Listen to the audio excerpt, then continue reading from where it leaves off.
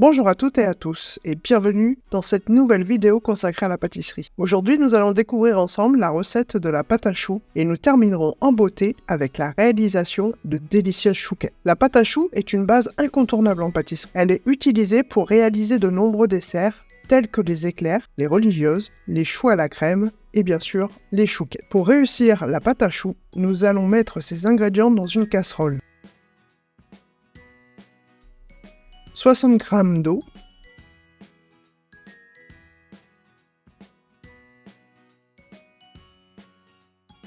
« 60 g de lait,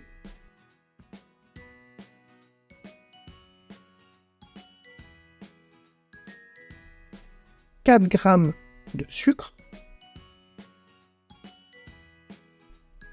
2 g de sel, 50 g de beurre.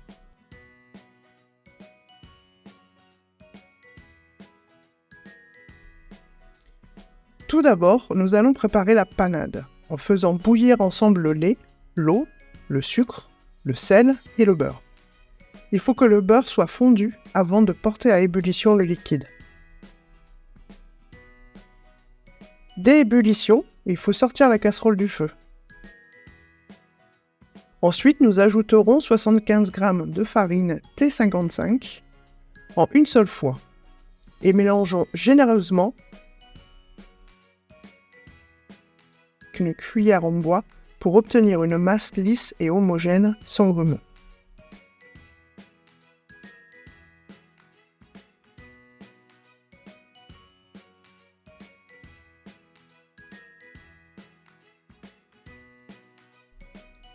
On repasse la casserole sur le feu moyen.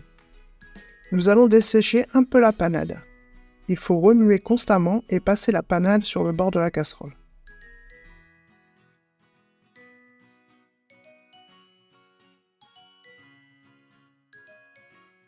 Dès que vous obtenez un film blanc sur le fond de la casserole, retirez-la du feu.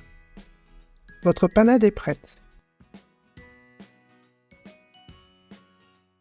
Nous allons la mettre dans un autre récipient et la faire refroidir un peu.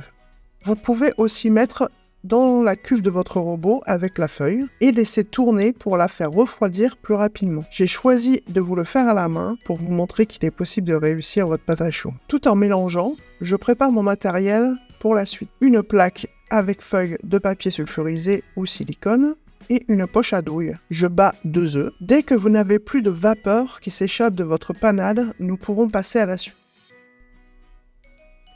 Nous incorporons les œufs petit à petit, en veillant à bien mélanger à chaque ajout.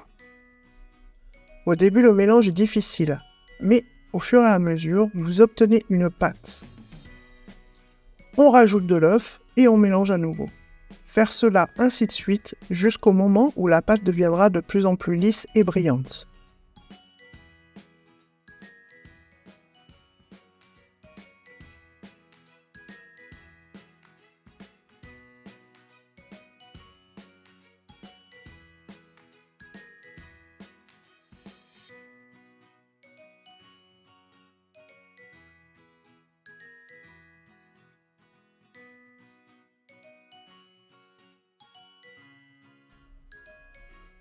Ma pâte est encore trop compacte. Je vais rajouter un autre œuf.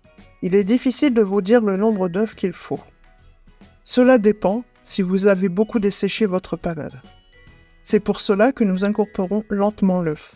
Dès que votre pâte est lisse, brillante et qu'elle tombe seule de votre spatule, elle sera prête. Je trouve que c'est le moment de la pâte à choux le plus incertain. Avons-nous la bonne consistance? La pâte à choux est prête lorsque sa consistance est lisse, ferme et légèrement collante. Elle est maintenant prête à être utilisée pour nos chouquettes. C'est le moment le plus critique de la pâte à choux. Si vous rajoutez trop d'œufs, elle sera trop liquide et inutilisable. Préchauffez votre four à 200 degrés. Les chouquettes sont de délicieuses petites pâtisseries à base de pâte à choux, saupoudrées de sucre perlé croustillant. Pour les réaliser, nous allons utiliser une poche à douille, sans douille. Vous pouvez mettre une douille unie d'environ 1 cm de diamètre.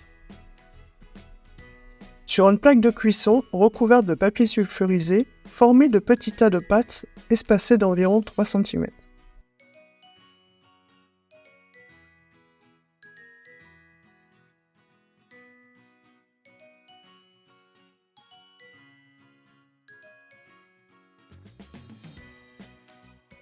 Vous pouvez aplatir la pointe de votre chou avec du lait, un pinceau ou votre doigt.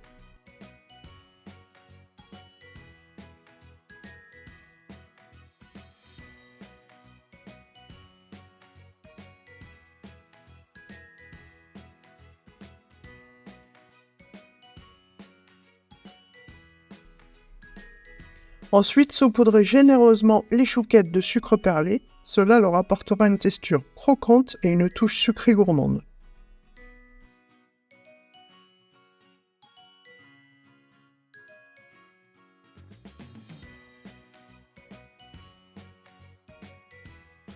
Enfournez les chouquettes dans un four préchauffé à 200 degrés et baissez votre température à 180 degrés. La cuisson va durer entre 15 et 20 minutes selon votre four. Elles seront cuites lorsqu'elles sont bien gonflées et dorées. Surtout, ne jamais ouvrir le four jusqu'à la fin de la cuisson, sinon vos choux vont retomber. Laissez refroidir les chouquettes sur une grille avant de les déguster.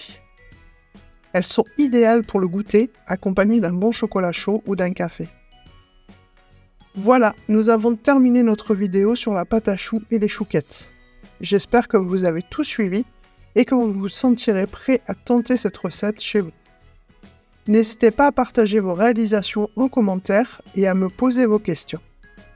À très bientôt pour de nouvelles aventures gourmandes, qui sait, peut-être à base de choux.